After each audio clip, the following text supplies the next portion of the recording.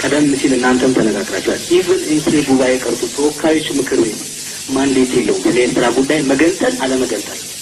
ይሄ ሌላ ጊዜ የሚመለስ ይሆናል። ምን ከኢትዮጵያ በምን ተለያችሁ? ካስፈራራችሁ ጦርነቱ መቀጠሉ ነው ከተባለ ሪሊ ለሀቅ ከተነጋገርን ነው በቅን አስተያየትና በቅን ልቦና ከተነጋገር ምን ያደረጋችሁት ነገር አለ? ሶስት ዲሞክራቲክ እንትን ከሆነ እንትን ግልጽ በሆነ ነገር እንነጋገር። ኢንፋክት ማንዴት የለውም ይሄ ጉባኤ ስለ ኤርትራ ጉዳይ። ቀደም ሲል እናንተም ተነጋግራችኋል። ኢቭን እንኪ ጉባኤ ቀርቶ ተወካዮች ምክር ቤት ማንዴት የለውም ስለ ኤርትራ ጉዳይ መገንጠል አለመገንጠል። ይሄ ሌላ ጊዜ የሚመለስ ይሆናል። ምናልባት በዚህ አጋጣሚ ተነስቶ እንነጋገር ከተባለ ግን እኔ እንደሚመስለኝ አሁን ይህን አቋሙን ለውጠው ሌላ ሳይድ ነው ያሳለፉት። በእኔ አስተያየት ሪሊ ቆረን ዘማነ ለምን ከመፍትሄ አንጻር በእኔ ስታንዳርድ በእኔ ግምት ምን ያደረጋችሁ ጥረት አለ እስካሁን? እነማን ድርጅቶች ገብተው ለኤርትራ ሕዝብ ኢትዮጵያዊነትን እንዲረዱ እንዲነግሩት ወይም እንዳይነግሩት አረብ እንደሆነ ወይም እንዳይደለ እንዲዘጋጅ የተሰጣቸው ድርጅቶች እነማን አሉ? እናንተ ሄዳችሁ ምን ታወራላችሁ? ይሄን መንገድ እንጂ ከኢትዮጵያ በምን ተለያችሁ? ካስፈራራችሁ ጦርነቱ መቀጠሉ ነው ከተባለ ሪሊ ለሀቅ ከተነጋገርን ነው በቅን አስተያየትና በቅን ልቦና ከተነጋገር ምን ያደረጋችሁት ነገር አለ ወይ? ጦርነቱ መቀጠሉ ነው። እኔ ራሴን ዝም ብዬ ኤምለስ ለሆነ ነገር ህይወቴን መስዋዕት አይደዋን አልፈልግም። ከዛ ውጪ ጫካ ስትናገሩት የነበረውን ዛሬ ፕራክቲካል እንደማድረግ ፈንታ ምናልባት ችግሮች ዋይድ እንዲሆኑ ከተፈለገ ወይ ይቀጥላል። የኛው ቅድም ህቴ እንዳለችው ኔክስት ጄኔሬሽን ይወስነዋል ወይም ደግሞ እግዚአብሔር አንድ ነገር ያደርጋል።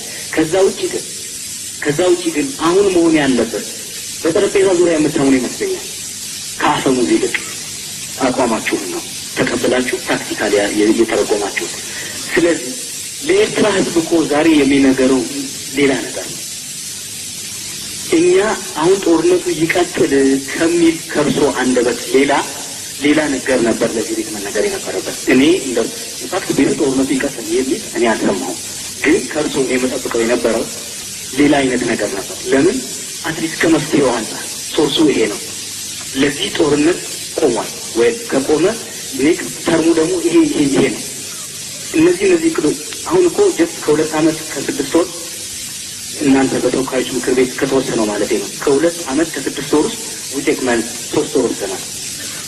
መቀጠሉ ነው። እቅድ የለም። ድርጅቶች ገብተዋል። ኤርትራ ውስጥ አይንቀሳቀሱም። ቢኮዝ አቶ ኢሳያስ ብቻ ናቸው እዛ የሚንቀሳቀሱት። ማንም ከእሳቸው በላይ ፓወር ያለው አይመስልም። ኢቭን አቶ መለስ ዜናዊ። ስለዚህ እኔ እንደሚመስለኝ ከመፍትሄው አንጻር በተቻለ አቅም አሁን ስለ ጦርነት ምን መነጋገሩ ጊዜ መንገድ ይመስለኛል። ምክንያቱም ምንም ነገር ወስነን ማሳለፍ አንችልም በኤርትራ ጉዳይ ይሄ ቤት ማለት ነው። ስለዚህ እኔ እንደሚመስለኝ እናንተ አሁን በጥያቄ ነው የተነሳሁት። እናንተ ድርጅቶች እዛ ገብተው ሴት ተሰጥቷቸው ስለ ኢትዮጵያ ባህላዊ፣ ፖለቲካዊ፣ ኢኮኖሚያዊና የመሳሰሉ እቅዶች እዛ እንዲንጸባረቁ ያዘጋጃችሁት ምን ነገር አለ?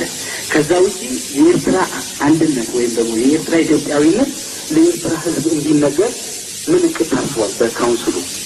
አመሰግናለሁ።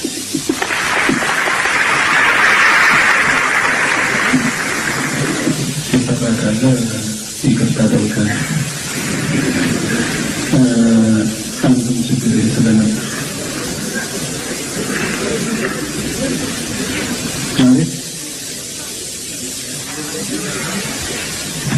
ቅድም ምሳሌዎችን አንስቼ ለማሳየት የሞከርኩት ለማስፈራራት አልነበረም ለማለት ነው። ማስፈራራት ነው የሚል ነገር ተነስቶ ስለነበር ለማስፈራራት አልነበረም። የፈራ ካለ አልነበረ።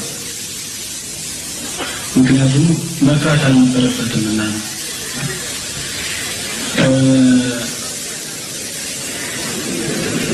ከዚህ በመለስ ግን የተነሱ ነገሮች ነበሩ። ከዚህ በፊትም ብዙ ደም አፍስሰናል። ከዚህ በፊትም ብዙ አጥንት ተከስክሷል። ኤርትራ አትገነጠልም፣ የምትገነጠል ከሆነ ደግሞ ዝም ብለን አንላቀቅም የሚሉ አነጋገሮች አሉ የተሰነዘሩ። እኔ እዚህ ቤት ውስጥ ጦርነት እንቀጥል